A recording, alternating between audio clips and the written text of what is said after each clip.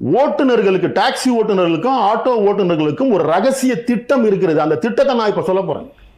அதை செஞ்சாங்கன்னா உன் வீட்டு வாசல் தேடி அரசாங்கம் வந்து நிற்கும். நல வாரியத்தில் உறுப்பினராக வேண்டும்.